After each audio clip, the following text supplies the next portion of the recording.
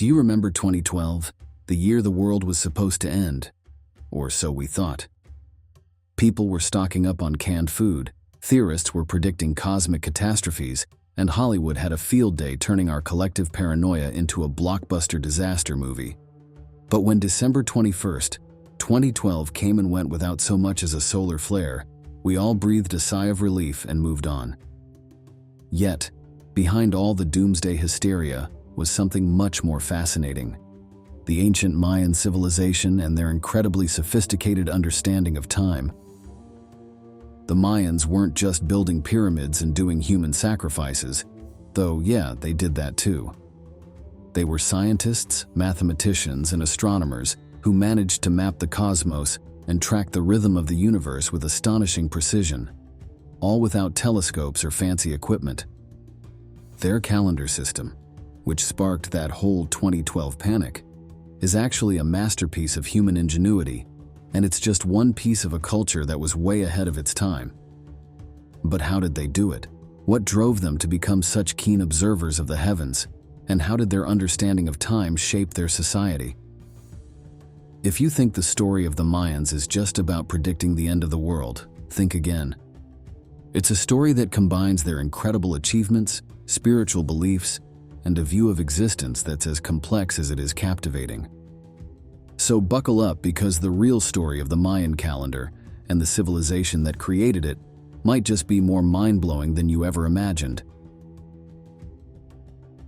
When we think about the Mayan civilization, it's easy to picture grand pyramids and a society obsessed with the stars. But to understand how they got there, we have to rewind thousands of years and look at their humble beginnings. The Mayans were an ancient people who made their home in the lush and, at times, unforgiving landscapes of southern Mexico, Guatemala, Belize, Honduras, and El Salvador. This region, known as Mesoamerica, was where they put down roots and began shaping a world that was uniquely theirs. The Mayans weren't the first great culture in the area. Long before them, the Olmecs had built impressive stone heads and established early urban centers. The Mayans probably picked up a few tricks from these early innovators, maybe some agricultural techniques or ideas for creating ceremonial spaces. Still, the Mayans took these concepts and ran with them, adding their own flair and vision. Their earliest settlements date back to around 2000 BCE. These weren't the bustling cities we'll talk about later. They were modest farming communities, people living off the land and working together to grow crops. Corn, also known as maize, was the centerpiece of their agriculture and culture. To the Mayans, maize wasn't just food, it was life. Their myths even claim that humanity itself was formed from corn dough, which gives you a sense of how sacred this crop was to them. As the centuries rolled on, the Mayans didn't just stick to farming. They started organizing themselves into more complex societies. People developed specialized skills like pottery, weaving, and stonework. Religious practices became more elaborate, and spiritual leaders began to take on significant roles in the community. And it's no wonder religion held such importance. When you live in a world full of natural wonders and disasters, like dense jungles, powerful rivers, and the occasional volcanic eruption, it makes sense to think that powerful forces are at play. Another thing that set the Mayans apart from other early cultures was their fascination with the sky. Long before they built massive observatories, they kept an eye on the heavens. The movements of the sun, moon, and stars played a crucial role in their everyday lives. They were like early scientists, constantly observing and trying to make sense of how the natural world worked. By the time the Classic period rolled around, roughly between 250 and 900 CE, the Mayans had leveled up in ways that would have made any ancient civilization jealous. What started as scattered agricultural communities had blossomed into a network of powerful city-states, each with its own flair, influence, and, yes, plenty of drama. But here's the kicker. The Mayans weren't just focused inward. They were part of a vast, interconnected world, full of trade, cultural exchange, and even fierce competition. Imagine walking into Tikal, one of the most renowned Mayan cities. The first thing you'd notice would be the towering pyramid temples piercing through the jungle canopy, some rising over 200 feet into the sky. These architectural masterpieces were built without metal tools, animals, or even the wheel, just stone tools, ingenuity, and a deep devotion to the gods. Each city-state, like Tikal, Calakmul, or Palenque, had its own ruling dynasty, complete with kings who weren't just bureaucrats. These rulers were semi-divine figures, boasting their achievements through inscriptions and stelae, those tall stone monuments etched with detailed carvings and hieroglyphs. And if you think politics today is cutthroat, wait till you hear about Mayan politics. Rulers constantly had to prove their worth, waging wars, forming alliances, and performing rituals, including blood sacrifices to keep the gods on their side. The political landscape of the Mayan world was a constantly shifting chessboard full of alliances, betrayals, and rivalries. The most famous rivalry was between Tikal and Calakmul, two superpowers whose battles played out like high-stakes games, with smaller city-states often caught in the crossfire.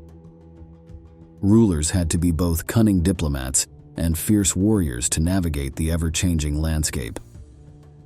Warfare wasn't just about land. It was ritualistic. Captured prisoners, especially nobles and warriors, were prized and sometimes sacrificed in ceremonies meant to honor the gods. But it wasn't all battles and rituals. The Mayans were also cultural visionaries. Their art was exquisite, from murals that brought mythology to life to pottery adorned with scenes of daily life. Their writing system was unlike anything else in the ancient Americas, a complex script combining glyphs that represented sounds and ideas. They recorded everything from historic events to poetry, making sure their legacy was etched in stone. The sophistication of the Mayan civilization was rooted in their understanding of the land and their connections with neighboring cultures. Trade was the lifeblood of the Mayan economy. Picture bustling marketplaces filled with the chatter of merchants bartering jade, obsidian, cacao beans, and vibrant feathers from the magnificent Quetzal bird. Merchants traveled along well-established routes, linking the Mayans to powerful neighbors like the Zapotecs, Mixtecs, and later, the Aztecs. Trade wasn't just about goods, it was also a highway for ideas. Through these interactions, the Mayans picked up new techniques, artistic influences, and even religious concepts. For instance, there's clear evidence that Teotihuacan, a mighty metropolis in central Mexico, left its mark on the Mayans. Though the specifics are still a bit murky, we know that cities like Tikal adopted elements of Teotihuacan's art, weaponry, and political practices. It's as if they were borrowing and enhancing what they learned from their neighbors. Beyond the familiar Mesoamerican connections, there are even theories of Mayan trade routes stretching to coastal cultures far to the south or across the Caribbean Sea. Although these links are more speculative, the idea of the Mayans as far-reaching seafarers adds an intriguing layer to their story.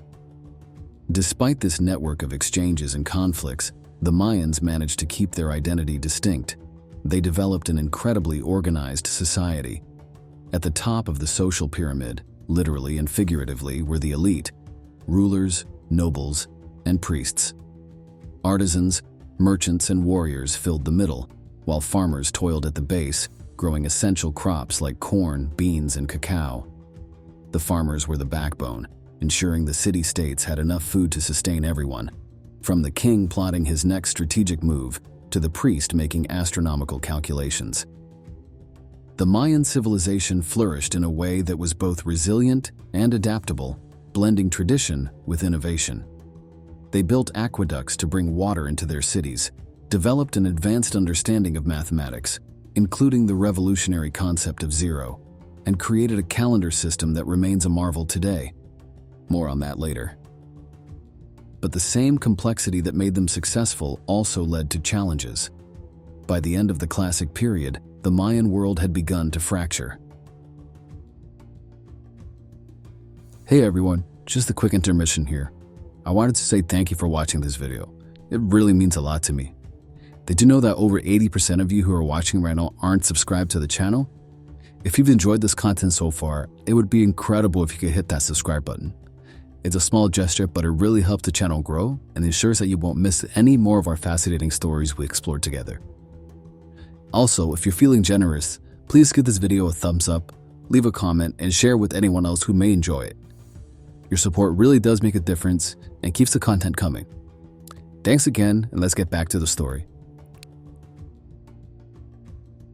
Okay, so we've talked about how impressive the Mayan civilization was, but let's get into the nitty-gritty of the proof they left behind, and how this once great culture met its decline. The jungle might have tried to reclaim their cities over the centuries, but the Mayans weren't about to be forgotten. The evidence of their existence is scattered all over Mesoamerica, and it tells a story that's just as vivid and dramatic as any ancient epic. First up, we have the massive ruins of their cities. If you visit places like Chichen Itza, Tikal, or Uxmal, you'll see firsthand how the Mayans transformed the land. These weren't just random clusters of buildings, they were urban masterpieces. Take Chichen Itza, for example. It's home to El Castillo, a pyramid dedicated to the god Kukulkan. This structure is an architectural wonder, designed so that during the spring and autumn equinoxes, a shadow resembling a serpent slithers down the pyramid's steps. This wasn't a happy accident. It's a testament to the Mayans' understanding of astronomy and engineering. Then there are the stone monuments that dot many of these sites. These monuments are like ancient billboards proudly announcing victories in battle, royal bloodlines, and major events. Some even include precise dates, thanks to the Mayans' obsession with tracking time. These carvings have been a goldmine for archaeologists and historians, giving us a clearer picture of Mayan history and politics. Speaking of writing, as we mentioned earlier, the Mayans developed one of the most complex scripts in the ancient world. They didn't write novels, but their inscriptions and texts cover everything from religious ceremonies to historical records. The Mayan script is a system of glyphs, some representing sounds, and others representing entire words or concepts. Although much of their writing was lost, thanks in part to Spanish conquistadors and missionaries who burned many Mayan books, we've managed to decipher a good portion of it. A few surviving manuscripts, like the Dresden Codex, have given us invaluable insights into their astronomical calculations and rituals. Even the jungle itself can't hide the scale of what the Mayans achieved. LiDAR technology, which uses lasers to map the terrain beneath dense vegetation, has revealed entire networks of roads, city layouts, and even more structures than we'd previously known existed.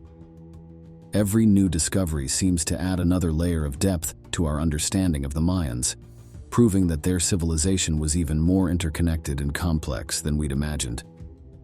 But for all their achievements, the Mayan civilization was not immune to decline. The fall of the classic Mayan civilization around 900 CE remains one of history's great mysteries, but scholars have pieced together some likely factors. Environmental challenges played a huge role. The Mayans relied heavily on agriculture, and deforestation combined with soil depletion likely led to food shortages.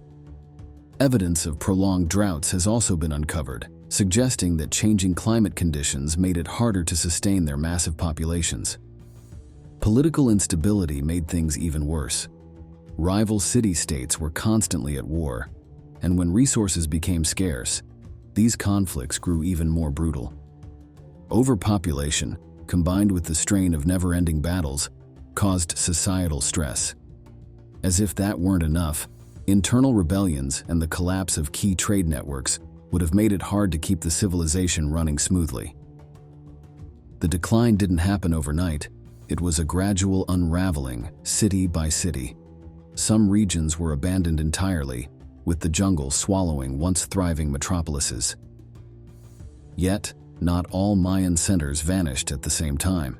The northern Mayan cities like Chichen Itza continued to flourish for a while longer, even as the southern cities faded away.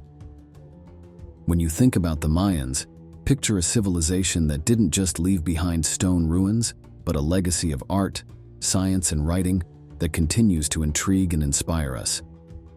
And while their grand cities may have fallen silent, the spirit of the Mayans lives on, in both the knowledge they left and the descendants who carry on their traditions.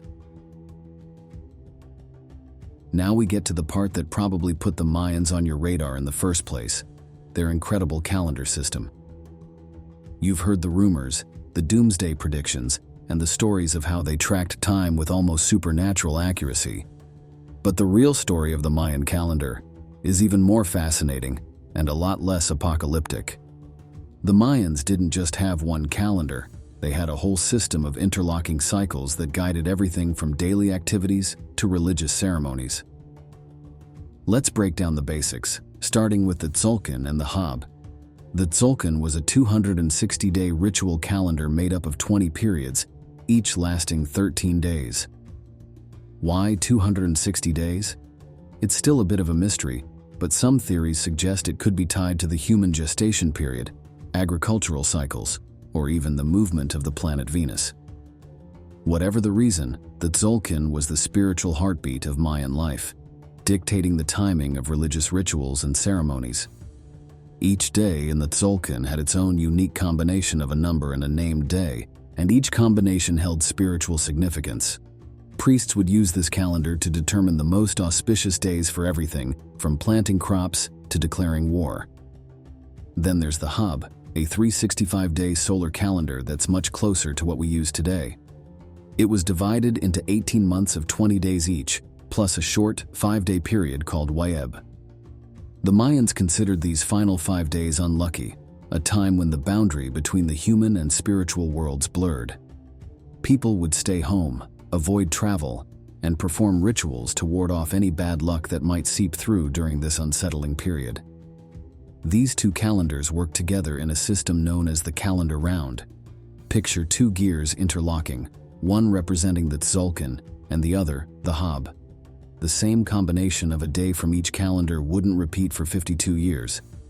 To put that in perspective, a person born under a specific combination of the Tzolk'in and Hab would celebrate their next calendar round birthday at the age of 52. This cycle was used for everyday activities and played a significant role in the rhythm of Mayan life. But wait, there's more.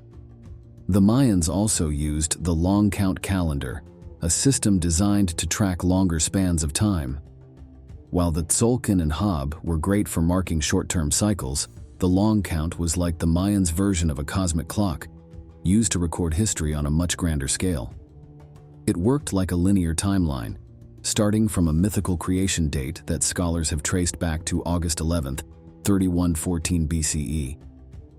From that point, the Mayans counted the days forward using a series of units called Baktuns, Katuns, Tuns, Winals, and Kiins.